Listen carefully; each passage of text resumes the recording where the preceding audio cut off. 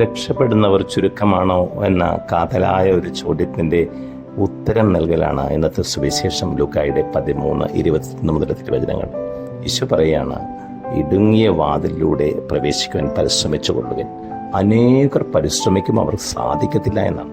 ആരാണ് ഈ പരിശ്രമിക്കുന്നവർ? അവർ കർത്താവിൻ്റെ വഴിയെ നടക്കുവാൻ ശ്രമിക്കുന്നവരാണ്. അപ്പോൾ വഴിയെ നടക്കാനേ ശ്രമിക്കാത്ത മനുഷ്യരും ഈ ലോകത്തിലുണ്ട് എന്ന് നമുക്ക് ഓർക്കാം. അതിൽ നമ്മൾ പെട്ടുപോകരുത്. നല്ല യുദ്ധം ചെയ്താലാണ് സമ്മാനിതരാവുക. സ്വർഗരാജ്യം ബലവശ്യമെന്നാണ് സുവിശേഷം നമ്മളെ ഓർമ്മിപ്പിക്കുന്നത്. അപ്പോൾ ബലം പിടിച്ച് നമ്മൾ നേടിയെടുക്കുന്നത്, അതായത് നമ്മളോട് തന്നെയുള്ള ഒരു യുദ്ധമാണ് സ്വർഗരാജ്യപ്രവേശനത്തിൽ നമ്മളെ സഹായിക്കുന്നത്. അതുകൊണ്ട് ഈ യുദ്ധത്തിൽ എല്ലാ ആയുധങ്ങളും ധരിച്ചു നിൽക്കണമെന്ന് പൗലോസ് അപ്പോസ്തലൻ ഓർമ്മിപ്പിക്കുന്നത് നമുക്ക് മറക്കാതിരിക്കാം. നീ യുദ്ധം ചെയ്ത് നീതിയുടെ കിരീടം സ്വന്തമാക്കണമെന്ന്. ആമേൻ.